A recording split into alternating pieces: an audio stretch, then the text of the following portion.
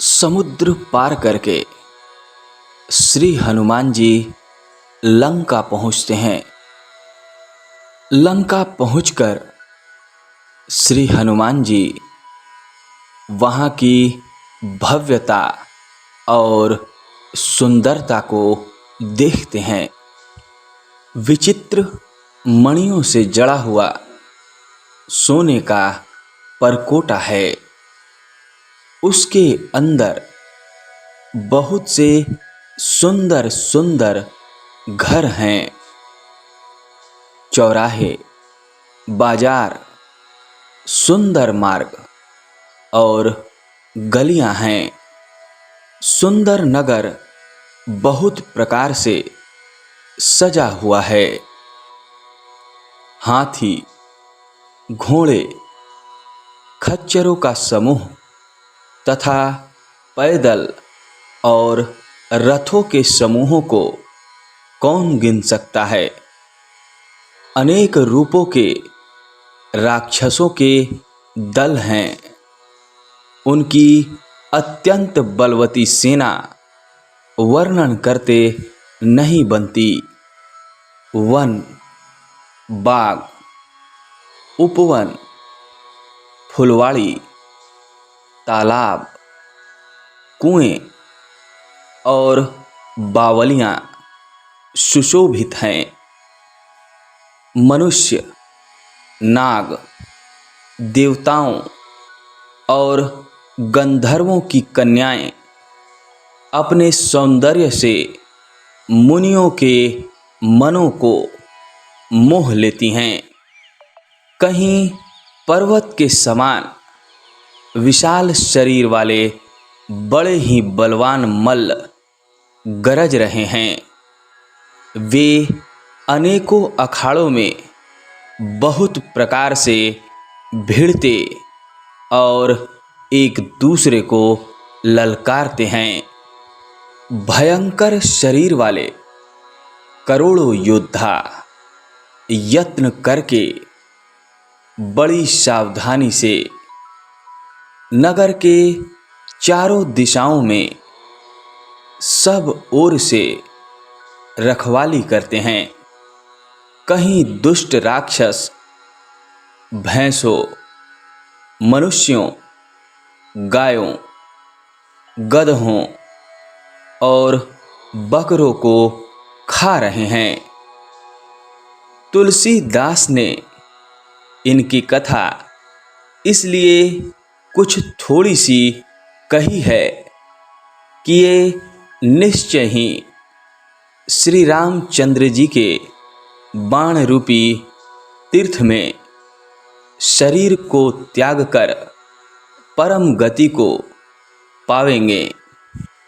पुर रखवारे देखी बहुकपि मन किन्ह विचार, अति लघु रूप धरौं नीसी नगर करौं पैसार।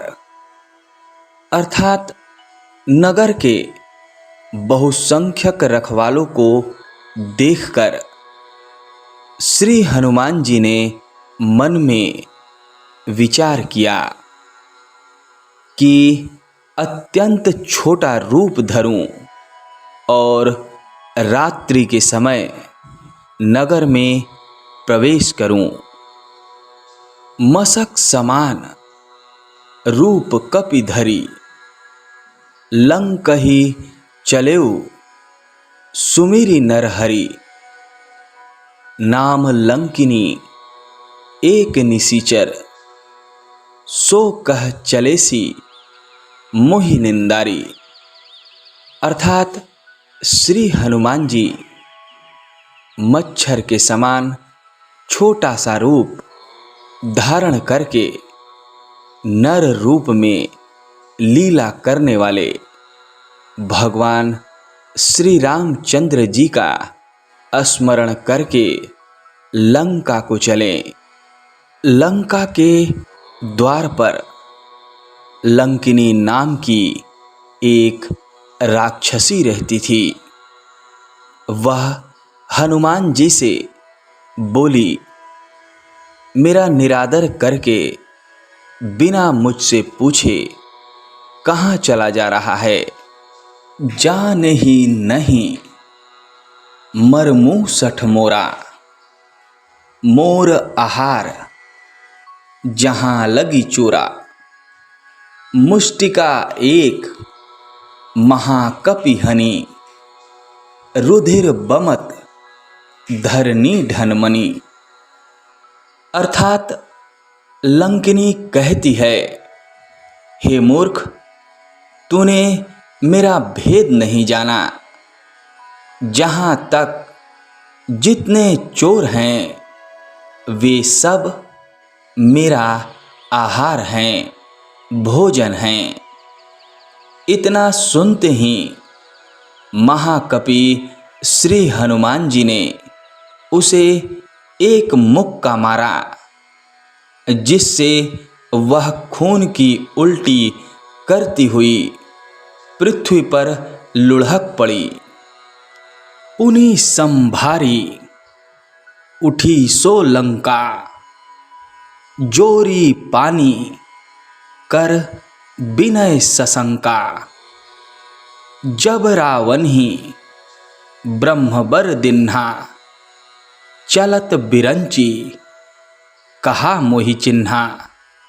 अर्थात हनुमान जी से मुक्का खाने के बाद वह लंकिनी फिर अपने आप को संभाल कर उठी और डर के मारे हाथ जोड़कर विनती करते हुए बोली। रावण को जब ब्रह्मा जी ने वर दिया था, तब चलते समय उन्होंने मुझे राक्षसों के विनाश की यह पहचान बता दी थी कि बिकल होसी तय कपि के मारे, तब जानेसु निशिचर संघारे।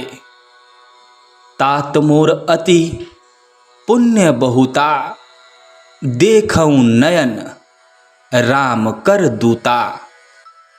अर्थात ब्रह्मा जी ने कहा था, जब तू बंदर के मारने से व्याकुल हो जाए, तब तू राक्षसों का संहार हुआ जान लेना। हे तात, मेरे बड़े पुण्य हैं जो मैं श्री रामचंद्र जी के दूत यानी आपको अपने नेत्रों से देख पाई। तात स्वर्ग अपवर्ग सुख, धैर्य तुला एक अंग। तुल न ताहि सकल मिली, जो सुख लव सतसंग।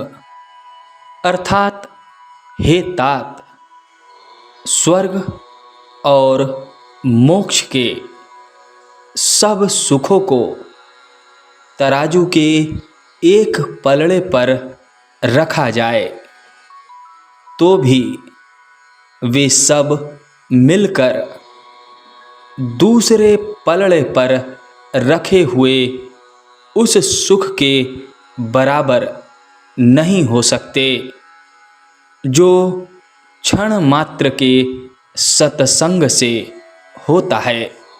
प्रबीसी नगर कीजे सब काजा, हृदय राखी कौशलपुर राजा।